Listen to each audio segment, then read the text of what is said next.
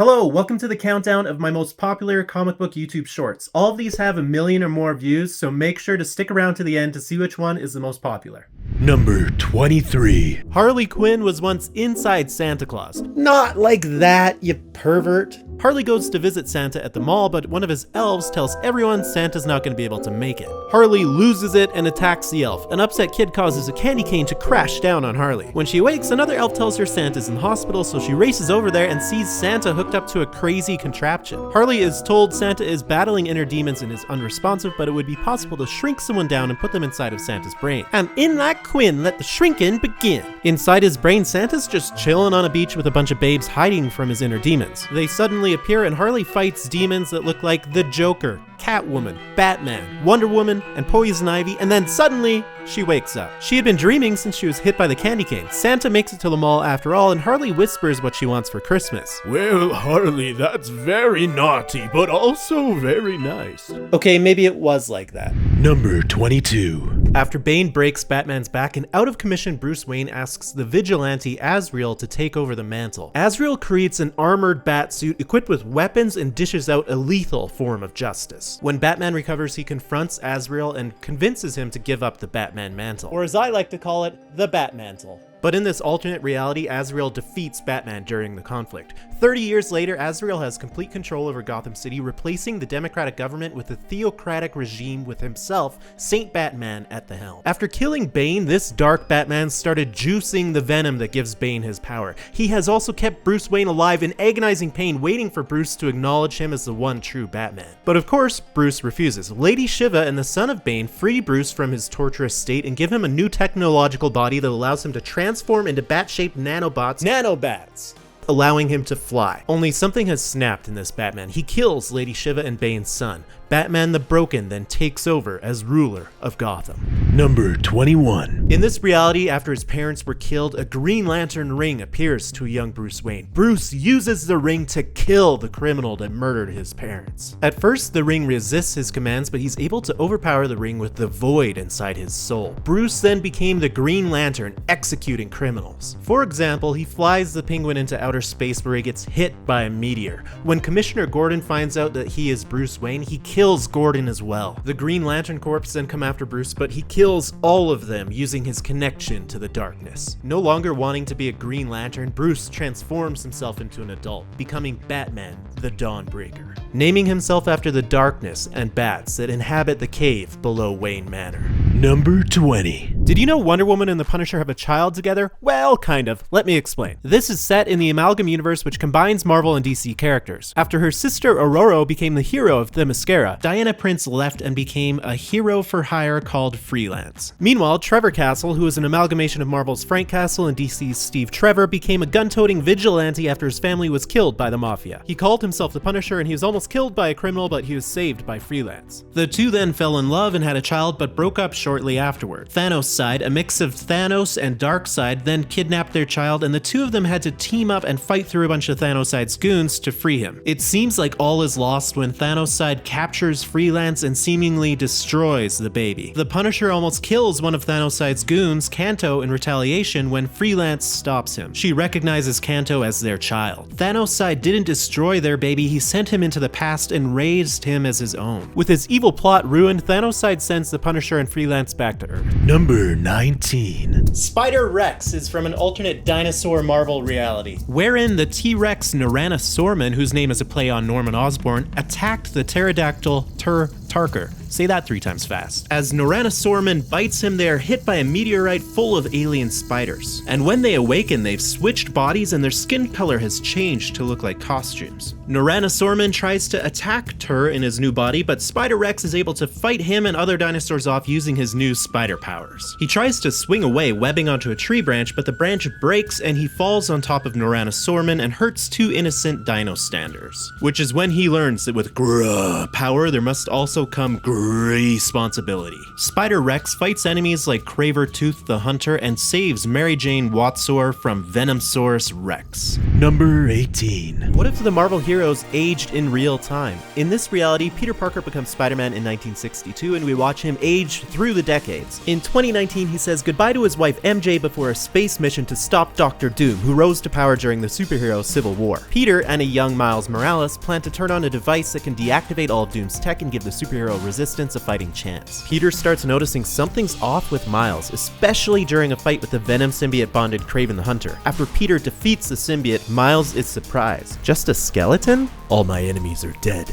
Isn't that right, Otto? A fight breaks out and Doc Ock explains how he switched brains with Miles before trying to defeat Peter in a literal battle of the minds, but Otto didn't expect to encounter his old love, Aunt May, in Peter's brain, who talks him out of the fight. Back on the battle-damaged space station, Peter loads Otto into an escape pod and dies a noble death, holding everything together long enough to deactivate Doom's tech. Otto switches bodies back with Miles, and MJ gives Miles her blessing for him to continue as the new Spider-Man. Number 17. Dr. Octopus is dying. Years of battling superheroes like Spider-Man has finally caught up with him. So what does he do? Well, he creates a device that switches his mind with Spider-Man's. While Otto gets used to his new life as Peter Parker, Peter is trapped in Doc Ock's dying body, imagining what horrible things Otto could be doing as Spider-Man. Peter probes Otto's memories, including a rather unsettling one of Otto hooking up with Aunt May, and learns how he swapped their minds. He then launches a desperate attack, and while he's unsuccessful in switching back bodies, he is able to link their brains. As Peter dies in Otto's body, Otto sees Peter's life flash before his eyes, essentially living as Peter Parker and instilling in him a sense of responsibility. Otto in Peter's body makes a promise to carry on his name and to build on what Peter has done to be the superior Spider-Man. And for a while he did just that, though he was more brutal and egotistical than Peter was. When his new girlfriend Anna Maria is kidnapped, he comes to realize that Peter was in fact the superior Spider-Man and reinstates Peter's consciousness so that he can save her, though he backs his own consciousness into a machine called the Living Brain so he can come back later. Number 16. Meet the Amazing Spider. He's one of the only superheroes in his universe, and he single-handedly defeated Thanos. How does he do it? Well, he lures Spider-Man from different universes to his version of the Batcave, where he kills them and absorbs their powers. Spider-Man 616 from the main Marvel universe is brought to this world and meets Uncle Ben, who is still alive. With great power, son, comes a responsibility to stay powerful. Peter is then drugged. When he awakens, he's strapped to a chair about to be drained of his powers and killed. Peter talks to the Amazing Spider, making him confront the horrible things he's done in pursuit of power. The two end up fighting, and in the middle of the fight, Uncle Ben runs at 616 Spider-Man to plug him into the machine, but the Amazing Spider, realizing what a horrible person he's become, pushes Spidey out of the way and gets plugged into the machine himself and dies. His universe's Sorcerer Supreme, who just happens to be Bruce Banner by the way, brings him back as Ghost Spider, a combination of Spider-Man and Ghost Rider. Back among the living, Ghost Spider is determined to redeem himself. Number 15. Patton Parnel is an alternate version of Peter Parker that lived with his abusive Uncle Ted. Patton gets bitten by a radioactive spider and starts slowly transforming into a spider.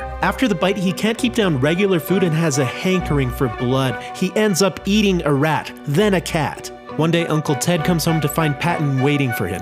It's dinner, Uncle Ted, and if you've taught me anything, it's that with great power comes a great appetite. Patton does some research and discovers that the spider that bit him transfers their eggs through their bite. Later, his neighbor Sarah Jane comes over, asking if Patton knows where a missing kid from school is, and Patton kisses her and then bites her neck. Sarah Jane tries to run and Patton turns full spider monster and chases after her. She enters Patton's bedroom and finds his uncle tied to his bed and the missing kid from school hanging from the ceiling. Patton must have bit Uncle Ted as thousands of spiders start pouring out of him. Suddenly, the multiverse villain Morlun appears and kills Patton, consuming him. Sarah May runs out of the house, but when she gets home, spiders start spilling out of her. Number 14. In this alternate reality, a bunch of Batman villains team up and beat Alfred to a pulp, demanding he tell them where the Batman is. Alfred refuses and Bane kills him by breaking his back. Bruce Wayne then recruits the cyborg to help him make an AI version of Alfred. At first, the cyborg refuses, but Bruce pleads for him to help. Please, Vic,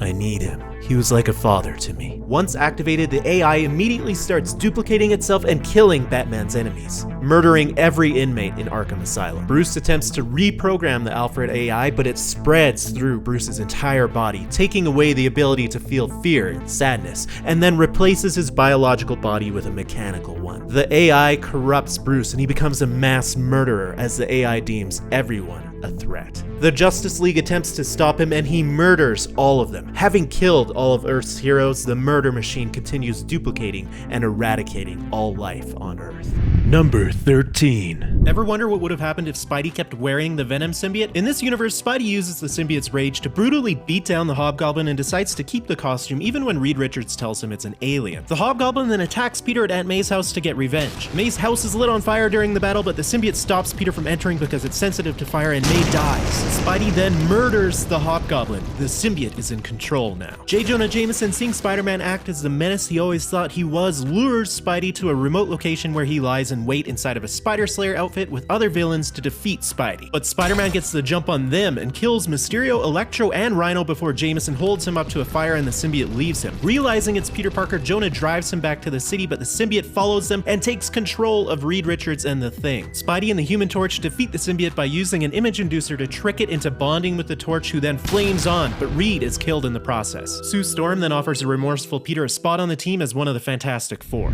Number 12. This is the worst comic book artist working today. Now, I know what you're thinking. It's a little pervy, but it's not that bad, right? Well, here's the thing. His name is Greg Land, and every single panel he's ever done is traced. Now look, there are artists like Alex Ross who set up photo shoots, take pictures, and then use them as reference while he's drawing or painting. But Greg here just straight up traces other artists, traces himself, traces celebrities, and most importantly, traces porn. Porn, porn, porn, porn, porn, porn, porn, porn, porn. And this is a well-known thing that he does this, and he keeps getting work. I don't understand it. Number 11. In this alternate reality, Superman turns evil. We don't know why, but he was killing everyone. He even kills Lois Lane. Batman tries to stop him with a kryptonite spear, and Superman lasers his arm completely off. Superman gloats to Batman about how the Justice League used to claim Batman could defeat him in a fight, but how he could kill him instantly. In a last-ditch effort to stop Superman, Batman injects himself with the Doomsday virus. He grows powerful and sociopathic and attacks the evil Superman. He breathes kryptonite on him and then stabs him through the chest, killing him. What humanity was once inside Bruce was now gone, and all he could feel was anger. He then gets recruited by the Batman Who Laughs. The Devastator goes to Prime Earth with the goal of spreading the Doomsday virus in order to save everyone from Superman. Number 10. This Spider-Man comic just melted my heart. So in the Ultimate Spider-Man universe, Peter Parker never became Spider-Man and has 2 kids with Mary Jane. Then Iron Man gives Peter Spider-Man powers in a matte black costume. A month later, he's out there stopping criminals and selling pictures of himself to the Daily Bugle, but to his dismay, his daughter, May, is really scared of Spider-Man when she sees him in the paper. One day, after getting his ass kicked by the Shocker, he comes home and accidentally wakes up May, who is terrified. Peter calms May down and tries to bribe her into keeping his secret with ice cream. May agrees, but says she still doesn't like the costume. The next day, Peter gets his ass kicked by the Shocker again and comes home thinking he might not be cut out for this life. Then he sees a drawing of a spider May left him on the fridge, and it gives him the courage to keep trying, and he uses May's drawing as the inspiration for his costume's new design. Number 9. This might be the most awkward thing to ever happen to Peter Parker. He and MJ are not currently together in the comics. We don't know why MJ and Peter broke up. All we know is that something happened 6 months ago. Something that upset Aunt May and the Fantastic Four and caused Pete and MJ to no longer be in a relationship. Instead, MJ is dating this guy, Paul, who she is raising 2 children with. After MJ tells Pete to stop calling her, he asks the Black Cat out. The 2 road trip out for a romantic weekend at the spa, but when they get there, MJ and Paul are also there. MJ half-jokingly accuses Peter of stalking her. Peter stands up to leave and his robe catches on the table, revealing he is wearing boxers that say, "Here, kitty kitty." Yikes. There's the old Parker luck for you. MJ asks, Were you gonna sprinkle catnip on the comforter? The mystery of what Peter did 6 months ago is going to be revealed soon, so make sure to follow me and I'll let you know. Number 8. Spider-Norman is from an alternate universe where Norman Osborn was bitten by the radioactive spider, not Peter Parker. Peter Parker was working for Norman, trying to stop his evil doings from within his own company, but Norman murdered him. Before he died, he wrote Harry a letter telling him that his father needed to be stopped and gave him directions to a goblin costume designed to defeat Norman. Harry confronts Spider-Norman, who is trying to harness the power of a cosmic cube that would tap into the multiverse. Spider-Norman then kills his own son. With Harry's last breath, he shoots the cube and inadvertently gives Norman just what he was looking for, the web of life and destiny. Until Spider-Punk appears a second later and pulls Norman into a portal. To make a long story short, Norman ends up sacrificing himself and Spider-Man, a Spider-Man made of thousands of spiders, to stop Shathra, a villain that can control spider people, from getting a piece of the web of life and destiny. So he sort of redeems himself in the end. Number 7. We finally learned how Peter and Mary Jane broke up, how she suddenly has 2 kids with this guy, and why all the superheroes are mad at Spider-Man. 1 year ago, Peter and Mary Jane were attacked and transported to an alternate universe by the villain Rabin. It's confusing, but basically Rabin wants to become a god by using Spider-Man's totem energy. While they're being hunted by Rabin, they run into this guy, Paul, who helps Peter create a device that can transport one of them back to their own universe. Peter intends to send MJ, but MJ sends Peter instead. Peter lands back on Earth, creating a giant crater, and learns that time passes much faster in this alternate universe. Pete tries to get the Fantastic Four's help, but they want to run some tests on him to confirm his story, which he doesn't have time for. Peter steals technology from them and leaves. Captain America also tries to stop Peter to find out why his Spider-Man suit was found in the giant crater, but Peter doesn't have time to explain, so he slams him with his own shield and escapes. He then turns to a recently reformed Norman Osborn, who helps Peter teleport himself back to the alternate reality, where years must have passed since Mary Jane seemingly now has 2 children with Paul. The next issue promises to tell us more about Paul and what happened in the years that Mary Jane was trapped in this alternate reality.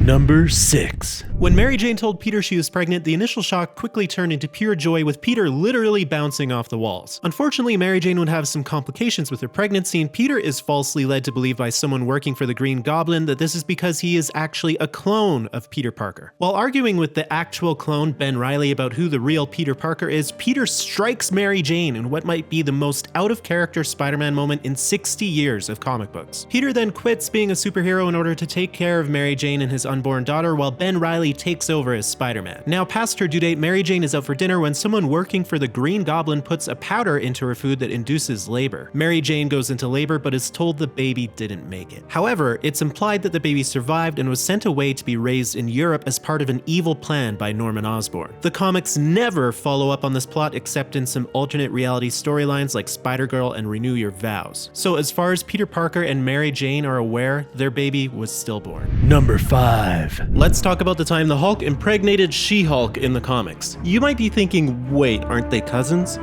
Yep. This happens in the Old Man Logan comics, which inspired the movie Logan. In this alternate reality storyline, the villains of the Marvel Universe have won and divided up the United States. Wolverine was tricked years ago by Mysterio into killing most of the X-Men and is now a pacifist farmer with a wife and kids. Logan is late on a payment to the inbred Hulk family that controls his territory, so he takes a dangerous delivery job across the supervillain-controlled United States to get them their money. A lot happens, but Logan returns with the money only to find out that the Hulk gang killed his whole family while he was gone. In retaliation, he takes out a whole family of Hulks and eventually faces Bruce Banner, who we find out went mad a long time ago due to gamma ray poisoning and had non-consensual relations with She-Hulk. The Hulk actually wins the fight and eats Wolverine, but Logan regenerates inside of his stomach and explodes out of him. Comics are wild. Number 4. What if Peter died instead of Gwen? In this alternate universe, instead of trying to web Gwen and accidentally snapping her neck after the Green Goblin threw her off the Brooklyn Bridge, Spidey is able to catch up to her and grab her, but the momentum causes him to collide with a pillar, snapping his neck as he shelters Gwen from harm. As police boats come to the rescue, Gwen takes the Spider-Man costume off of Peter and tells the police that he jumped in to try and save her. After Peter's funeral, Gwen goes into Peter's room and finds his costume. Inspired by Peter, she puts it on and almost web swings things, but realizes it isn't going to end well without superpowers. She then tells Peter's roommate, Harry Osborn, that Peter was Spider-Man, and the two of them vow to work together to bring the Green Goblin down. They lure the Goblin to a construction site and trap him with a web bomb. Gwen points a gun at him, but she remembers Peter and realizes she can't go through with it. Suddenly, she's startled when Harry shoots the Goblin. Harry takes off the Goblin's mask and discovers he just killed his own father. Something inside of him snaps and he becomes the Green Goblin himself, blaming Gwen for his father's death. Gwen vows to stop the supervillain she accidentally created. Number 3. Mary Jane Watson now canonically has a, and I quote, dump truck ass. The Black Cat goes to visit Peter in the hospital. He's recovering from a fight. She finds the villain, the Hood, waiting for her with a gun trained on Mary Jane. The Hood's,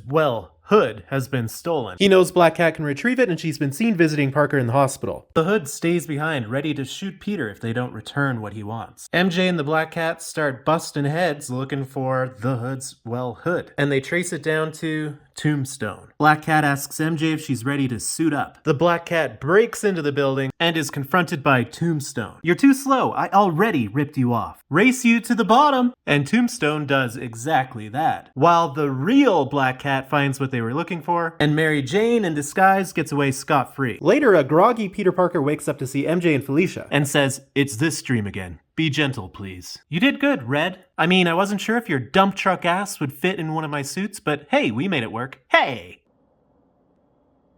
Number 2. You probably know Spider-Ham from Into the Spider-Verse, but his comic book origin story is crazy. He started out as a spider living inside of May Porker's house. In this universe, May Porker is a super genius who has created the world's first atomic-powered hairdryer. She talks to Peter, her arachnid friend, as she turns on the machine and gets zapped. For some reason, this causes her to bite Peter, and the resulting radioactive energy changes him into a pig. A confused Peter goes outside to get some fresh air and finds he still has his spider powers and now has the proportionate strength and agility of a spider. He goes back to check on May, and the zap must have done something to her brain as she calls Peter her nephew. Peter just goes along with this, thinking that the shock of the real story would kill her. He then creates web shooters in a costume and goes out to fight villains like Dr. Doom and the Hobgobbler alongside other superheroes like Captain America and Goose Rider. Number 1. This is why Deadpool can never die. Mistress Death is basically the Grim Reaper of the Marvel Universe and is often in a relationship with Thanos. Before Wade became Deadpool, he volunteered for the Weapon X program where he was experimented on and tortured. Lady Death appears to Wade and is amazed that he is able to see her. She tells Wade that if he wants to be with her, he needs to find a way to die so they can be together. Wade tries to kill himself but is stopped and strapped into a wheelchair so he can't harm himself. In true Wade Wilson fashion, he manages to annoy a guard so much that he takes Wade away and attempts to kill him. Wade is about to die and finally be able to kiss Death when his regeneration powers kick in and he leaves Death to exact revenge on his captors. Since then, Death and Deadpool have had an on and off again relationship, and it's revealed that Thanos actually cursed Deadpool so he could never die and never be with Death.